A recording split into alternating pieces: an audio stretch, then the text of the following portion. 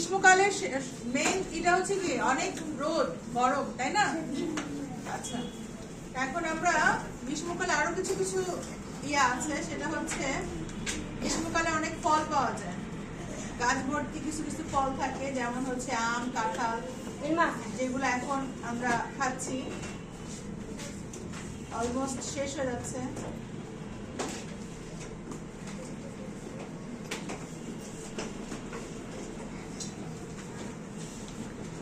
এটা হচ্ছে কি কাঁঠাল গাছ। আমরা তো কাঁঠাল আঁকতে পারি, তাই না? হ্যাঁ, আমরা তো কাঁঠাল আঁকা শিখেছি। জাস্ট এরকম গোল গোল করে একটু কাটা কাটা দিয়ে দেবে। এটা যেহেতু সিনারি, সেক্ষেত্রে একদম ডিটেলস আঁকতে হবে না। তারপর আমরা এই পাশ থেকে কিছু ঘর রাখবো গ্রামের মতো করে।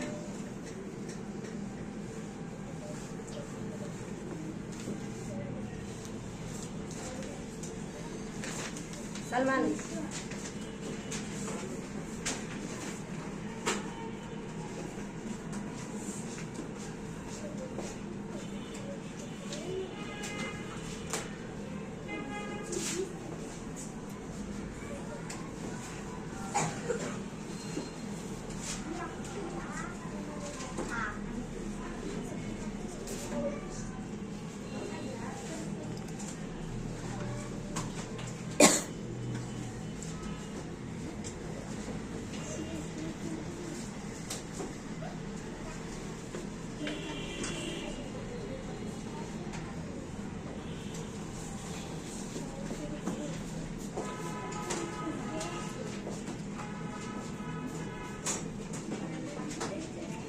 গ্রীষ্মকালে অনেক রোদ, অনেক গরম, তাপদাহ থাকে ছোট করে। আমরা এখানে একটু সূর্য দিয়ে দিব গরম বোঝানোর জন্য।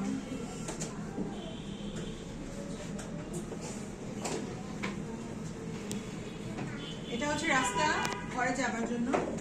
এটা হচ্ছে একটা মাঠের মতো, একটা হচ্ছে কাঁঠাল গাছ, সূর্য থাকবে আকাশে, চাইলে পাখি দিতে পারি,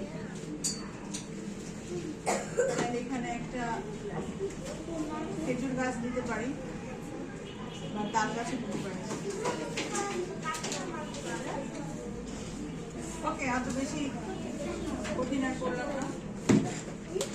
আমরা এইদিকে দেখো, আমরা হচ্ছে গ্রীষ্মকালের জন্য আমরা এই টাইপের করে আঁকতে পারি সহজে। তারপর যখন রং করবো তখন আকাশটা হলুদ দিব, সূর্যটা কমলা দিব, তাহলে কি হবে?